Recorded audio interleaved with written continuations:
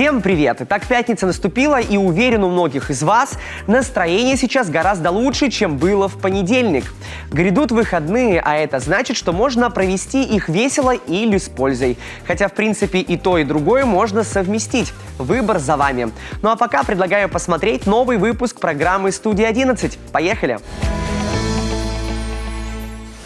Первые арктические. Республика Коми принимает дельфийские игры в новом формате. Северный колорит. В Воркуте готовятся к гонкам на оленьих упряжках. Театральная неделя. Какие спектакли вошли в афишу культурного события? Барабанная дробь, фанфары. Друзья, сегодня в Сыктывкаре торжественно открывают первые молодежные арктические дельфийские игры. Большое творческое состязание. Более 600 участников из разных уголков нашей страны покажут себя в 10 народных, академических и современных номинациях. «Студия-11» познакомилась с конкурсантами поближе. Железнодорожный вокзал и аэропорт Сыктывкара встречают участников первых молодежных арктических дельфийских игр. Вот приземлился борт из Москвы. Среди пассажиров много конкурсантов. Для большинства из них дорога до столицы Республики Коми была долгой. Добирались долго. Мы добирались с Муравленко сначала до Ноябрьска, далее до Сургута на поезде, потом уже до Москвы и, собственно говоря, сюда с Москвы прилетели. В сборной Самарской области есть победитель дельфийских игр прошлого года в номинации «Кулинарное искусство». Ольга Матвеева настроена удивить жюри и на этот раз. Как и многие участники, которые приехали в Сыктывкар, она мало что знает о Коми, поэтому здесь ей все интересно. На самом деле нам сказали, что здесь можно увидеть северное сияние, и мы думаем как-нибудь его застать здесь. Пока гости устраиваются в гостиницах и проходят регистрацию, мы заглянем в гимназию искусств при главе Коми имени Юрия Алексеевича Спиридонова. 10 гимназистов, 6 музыкантов и 4 художника тоже участвуют в первых молодежных арктических дельфийских играх. Вот репетирует трио аккордеонистов «Гармония». Звучит произведение Вячеслава Баканова «Скоморошина».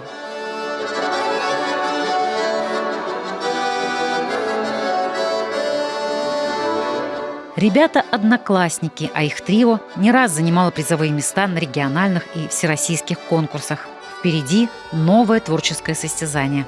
Участие в дельфийских играх – это в первую очередь большая ответственность, потому что мы представляем гимназию искусств. И, скорее всего, на дельфийских играх мы познакомимся с новыми участниками, послушаем их же игру. И для нас это очень даже интересно – посмотреть на их технику и, может быть, даже что-то взять себе нового. Воркутинка Таисия Полякова, как и Полина, учится в гимназии искусств при главе Республики Коми. Говорит, что волнения перед конкурсом нет. В своих силах она уверена. Мне дельфийские игры нужны для того, чтобы получить опыт для игры на публику, потому что я хочу потом связать свою карьеру с музыкой.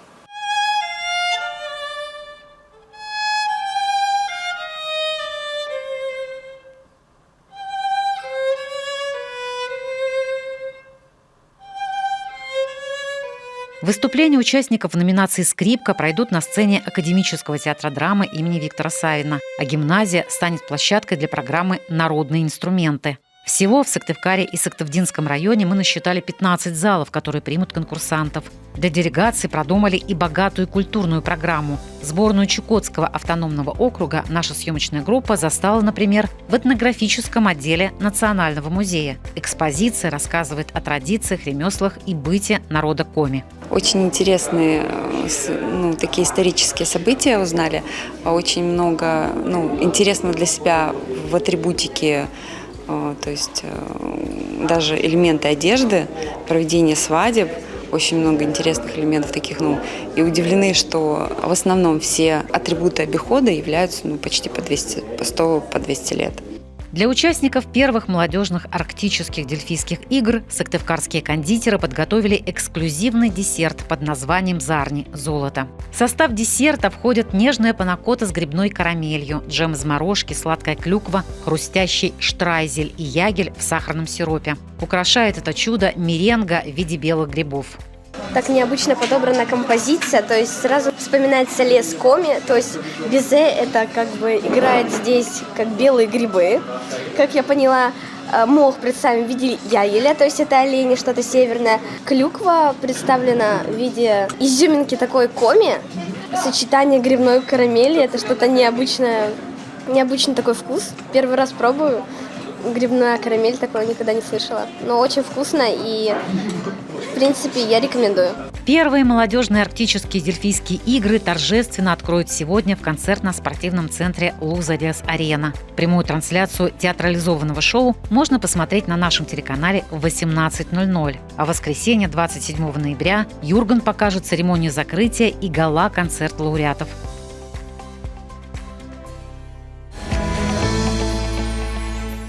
В это воскресенье столица мира Воркута станет местом проведения гонок на оленях упряжках. Праздник Севера соберет спортсменов из Коми и Ненецкого автономного округа. Все подробности узнаем прямо сейчас у Ольги Павелко, начальника управления культуры Воркуты. Ольга Александровна, добрый день. Добрый день, Андрей. Где же пройдет это мероприятие, вот этот спортивный праздник? Хотелось бы сначала сказать, что праздник в нашем городе проходит с 1998 года. На протяжении многих лет этот праздник проходил 4 ноября в День народного единства. Но так как с общим потеплением климата Воркуту тоже это коснулось, и праздник принято было решение перенести на конец ноября как раз ко Дню города. Праздник будет проходить на центральной улице Ленина, в самой широкой части нашего, так сказать, проспекта. Улица Ленина перекрыта сегодня уже коммунальщиками, завозится очень большое количество снега, строится снежная трасса и огромные снежные валуны для того, чтобы жители, гости города были в безопасном расстоянии и с безопасного места могли наблюдать и болеть за погонщиками, а участники гонок, естественно, могли передвигаться и гнать свои упряжки по профессиональной, хорошей, качественной трассе, но приближенной к тундровым условиям. А вот сколько спортсменов уже заявилось, и можно ли подать заявку, например, в день гонок? Погонщики являются у нас коренными жителями большеземельской тундры. И они приедут на этот праздник с самого раннего утра.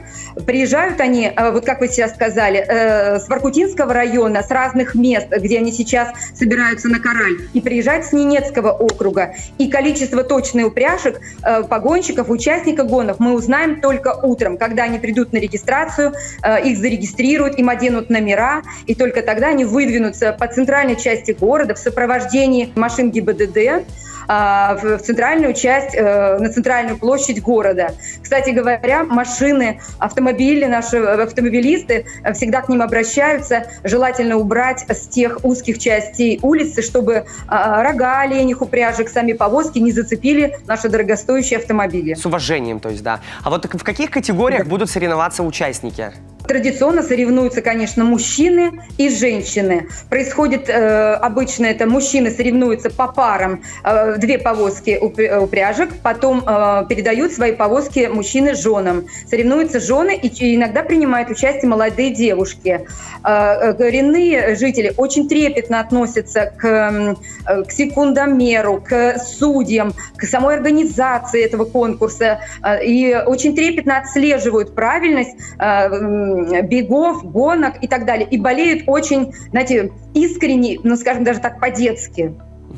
Что можете сказать о призах, о подарках? Вот как будет награждение проходить? Основные подарки учредила администрация города. Это призы за 1 и 2 место в женских гонках и 2 место в мужских гонках. А в рамках праздника Севера традиционно проходит конкурс женского национального костюма и детского национального костюма. Особенность этих конкурсов состоит в том, что зрительскими аплодисментами, овациями, возгласами сами зрители определяют лучший костюм Коми, костюм Ханты и костюм Ненецкий, как детский, так и взрослый. Конкурс ведет мэр города вместе с помощниками-ведущими. То есть в то время, когда судьи соревнований определяют количественное время, определяют, кто пойдет на финиш побеждать, участвовать за главный приз, в это время горожане участвуют вот в таком красивом конкурсе. Ольга Александровна, спасибо, что вышли с нами на связь. Желаю удачи и пусть все будет хорошо у вас.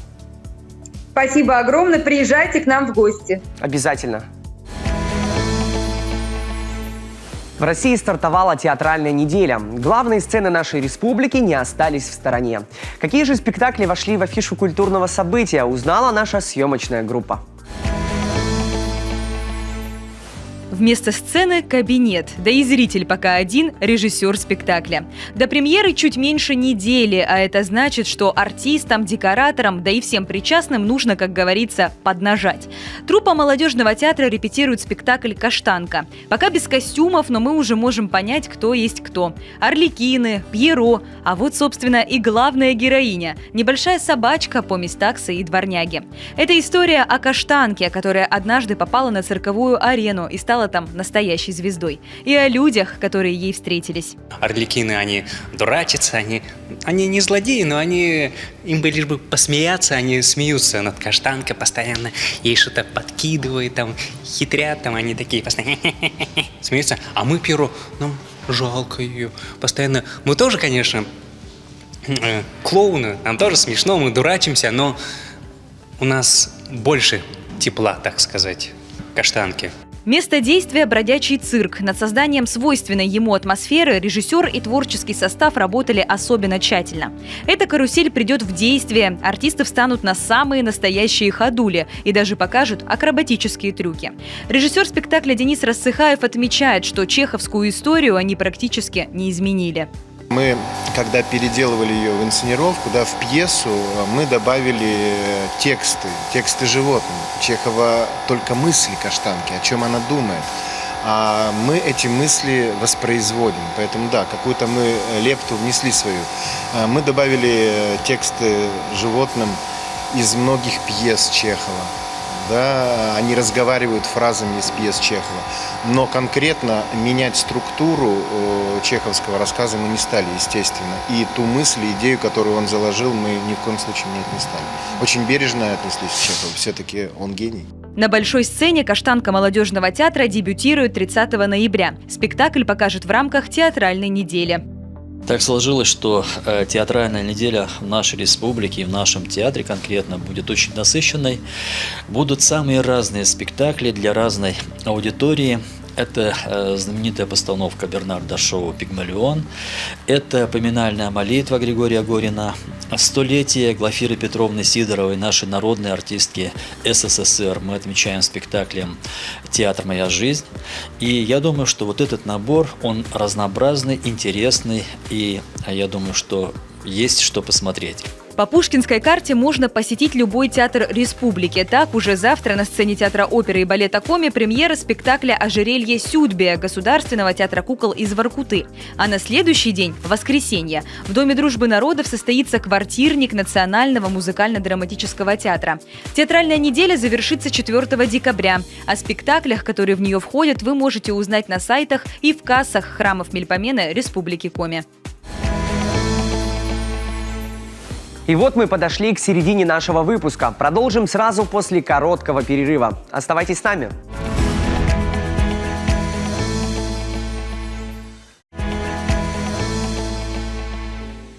И снова мы в эфире. Всем привет, кто только подключился. Впереди 10 минут интересной, а главное полезной информации. Поехали! Печорские зарисовки. Евгения Кладкевич передает видео-привет с Ледовой арены. Удобно и незаметно. Выбираем нижнее белье по правилам. Спортивные выходные. Учимся делать разминку. В эти дни наша съемочная группа находится в городе, где есть уникальный железнодорожный мост. Работает самая мощная радиолокационная станция в мире Дарьял. В городе, который называют энергетической столицей республики. Да, друзья, все верно, это Печора. И сейчас прямо оттуда горячий видеопривет от нашей коллеги Евгении Кладкевич. Привет, телеканал Юрген, привет, любимая студия 11. Действительно, наша группа находится сейчас в Печоре. Мы снимаем в очень важном объекте для города, в спортивно-оздоровительном комплексе «Сияние Севера». В простонародье здесь его называют «Ледовый дворец», и я думаю, совсем не зря, потому что главным образом это место предназначено для хоккеистов. Хоккеем здесь занимаются и взрослые, и дети, и совсем маленькие ребятишки. Они приходят, встают на коньки, играют, объединяются в команды, а в дальнейшем уезжают играть уже в высшую лигу, в КХЛ, представляют нашу страну на международных соревнованиях и, в общем, добиваются успеха. Таких имен здесь больше 10.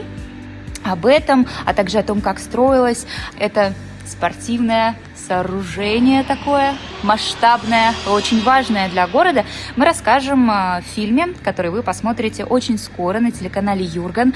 Там мы вас познакомим с людьми, которые строили «Сияние Севера», которые отвечали за организацию всего процесса от первой сваи до открытия этого легендарного места, о том, кто здесь занимается, кто здесь тренирует ребят, какие люди зачинали здесь хоккей. Будет очень интересно, обязательно посмотрите, уделите этому фильму время. Ну а сейчас поделюсь с вами еще немного ледовой атмосферой.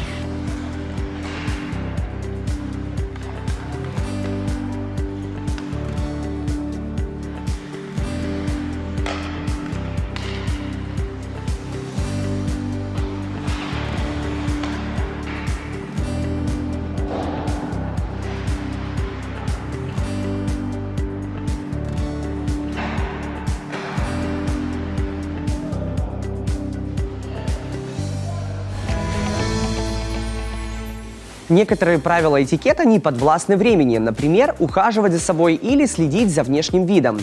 Хорошо одеваться не означает каждый день ходить в костюме тройки с тросточкой. Главное – выглядеть опрятно. Не стоит также забывать и об удобстве. Наша Алена выяснила, почему же стоит особое внимание обратить на нижнее белье. Надежда, каждая женщина любит выглядеть красиво, но сейчас я бы хотела поговорить, наверное, не о красоте, а об удобстве. Базовое, удобное белье, удобный бюстгальтер, какой он? Базовый – это значит максимально универсальный. Это то, что закроет максимально потребность вашего гардероба. И базовый бюстгальтер для каждой женщины будет свой. Но, конечно же, самым базовым считается бежевый гладкий бюстгальтер. Почему? Все очень просто. Бежевый цвет, он сливается с цветом нашей кожи. И даже под светлой одеждой он абсолютно не будет фонить. А гладкость дает возможность надевать его под любую одежду. Будь то трикотаж или, может быть, какие-то тонкие шифоновые блузки.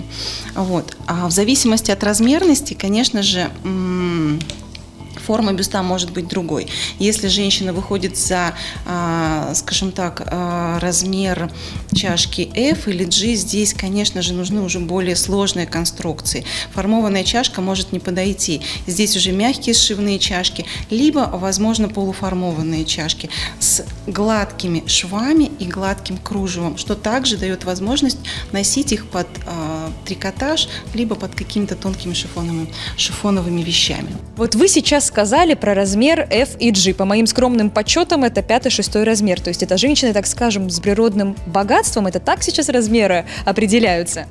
Размерность сейчас определяется не цифрами, она определяется, у нее есть два показателя. Это основание пояса и размер чашки. Ну, то есть это может быть 90 F или G, или 65 F или G. И это будут два абсолютно разных размера, и две абсолютно разные формы, и две абсолютно разные девочки. Вот два, казалось бы, одинаковых бюстгальтера. Если мы возьмем их в руки, мы увидим, что чашки абсолютно одинаковые. Но в одном из случаев это будет чашка B, и размер будет 100B. А в другом случае это будет чашка H, и это будет размер 70H. Отличие будет, чашка будет одинаковой, это называется сестринский размер, то есть размер чашки одинаковый. Но пояс будет разный. И в первом случае это будет в размерности 70H девочка с узким основанием, но с пышной грудью. А во втором случае это будет девочка с широким основанием и с маленькой грудью, но чашка будет одинаковая. И в первом случае, если переводить цифры, это будет 2, а во втором случае это будет 7. Вот, поэтому не совсем правильно определять размерность бюста цифрами, потому что всегда есть пояс, то есть наше основание, и чашка, то есть полнота нашей груди. Чем вообще грозит неправильно подобранный бюстгальтер? Неправильно подобранный бюстгальтер, особенно если это каркасный бюстгальтер, в котором есть косо косточка, он может травмировать нашу грудь, да, может травмировать мягкие ткани. Конечно же, женщина это почувствует в носке, поэтому от него придется отказаться. Это первый момент. Второй момент, конечно же, это наша эстетика. То есть это красивая, сформированная и правильно посаженная форма груди на нужном уровне правильной формы. Бюстгальтер, подобранный не по размеру, с этим просто не справится. Есть ли у бюстгальтера срок жизни и как понять, что с ним уже пора распрощаться, если он достаточно плох?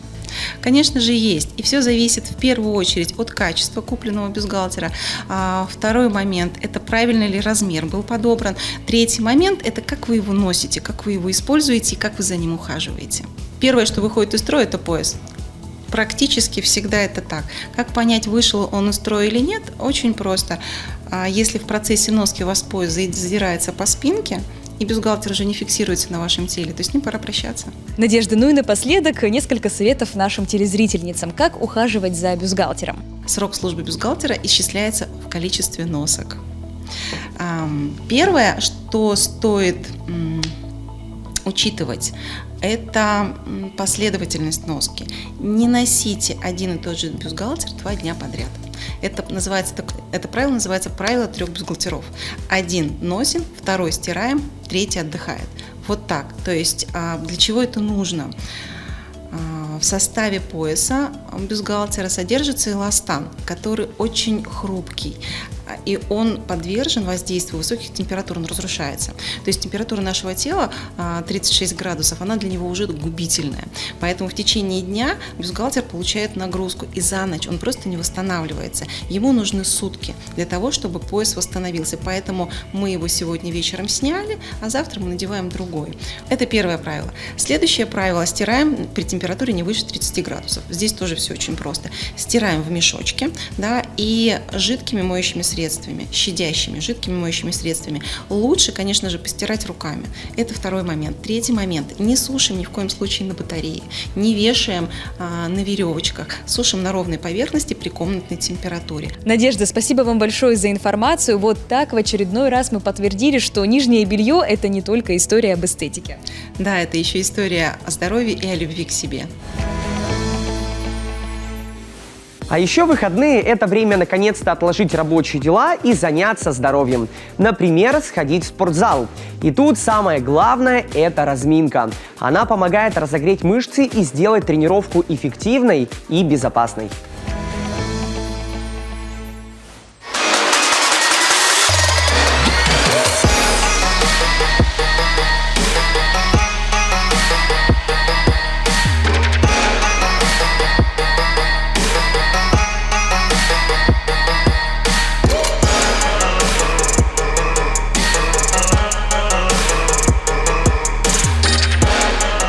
Маша, привет! Привет! Вот у меня буквально через минут 20 тренировка.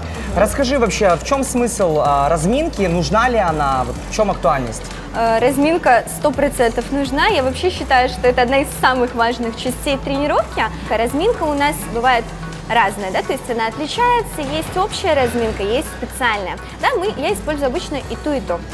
Чем она отличается, собственно говоря? Общая разминка у нас подготавливает в целом организм к тренировке, да, то есть подготавливает и нервную систему, и, в принципе, потребление кислорода организмом увеличивается, мышцы, температура мышц повышается, и, соответственно, кровообращение тоже увеличивается в мышцах. То есть она очень важна для того, чтобы организм был действительно готов к дальнейшей хорошей нагрузке. В качестве разминки общей я бы советовала использовать кардиотренажер, да, у нас большая линейка кардиотренажеров, это может быть беговая дорожка, велотренажер, эллипсоид, кому что нравится, как говорится. Вот мы уже на дорожке, Маша. Я тебе советую чуть-чуть увеличить интенсивность, да, для того, чтобы мы действительно разогрели наш организм, пульс увеличили. Вот у тебя тренировка в тренажерном зале, и, соответственно, только дорожки, я считаю, недостаточно. Специальная разминка уже отличается тем, что она конкретно относится к тренировке. К примеру, у тебя сегодня там день ног, да, и дорожки будут совсем недостаточно для того, чтобы действительно подготовить мышцы, суставы, нервные центры к дальнейшей тренировке. Я чаще всего использую в тренировке разминочные подходы. Как они могут отличаться? Это может быть один разминочный подход или несколько. Первый разминочный подход, ну если он всего один, должен быть таким весом, чтобы были незначительные усилия. да? И в дальнейшем уже мы вешаем вес, соответственно, рабочий. Если у нас несколько рабочих подходов, то я советую постепенно повышать вес.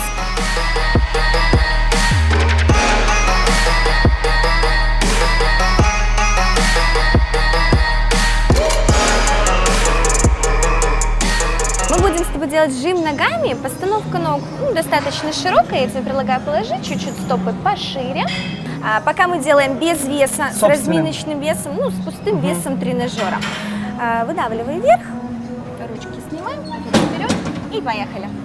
Примерно на 12-15 повторов. Это если тренировка ног, например, то это разминка перед тренировкой, обязательно. То есть сразу не вешаем там по 100 килограмм, обязательно делаем разминочный подход, вот без веса прям прекрасно. И сейчас я предлагаю добавить с двух сторон по 20 килограмм, в принципе, это будет прям тоже разминочный еще подход. Ну как ощущения? Ну, вес уже чувствуется. Уже чувствуется, но пока еще и не тянется, то есть чувствуется, что это как будто разминка. Бывает такое, что вот приходит новичок, он ноги потренировал и хочет потренировать спину. Соответственно, у нас тазобедренный, коленный, голеностопный сустав уже достаточно разогреты, подготовлены к нагрузке, а верхняя часть тела, она еще не подготовлена. Соответственно, если второе упражнение будет, к примеру, на спину, мы должны также разогреть плечевой, локтевой сустав. Соответственно, здесь мы тоже используем разминочные подходы.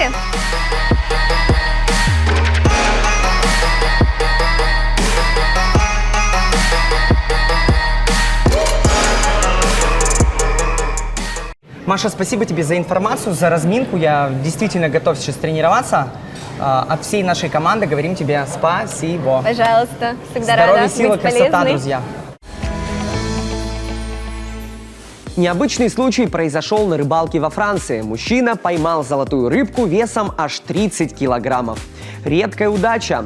Ну а возраст красавицы чуть более 20 лет. После вылова, взвешивания и фотографирования рыбеху выпустили обратно в озеро. Надеюсь, хоть желание успели загадать. Желаем и вам таких больших уловов в жизни, причем не только в виде рыбы. Спасибо, друзья, что провели это время вместе с нами. Уже завтра смотрите новый выпуск нашей программы «Студия 11» на телеканале Юрган. До встречи в эфире. Пока-пока.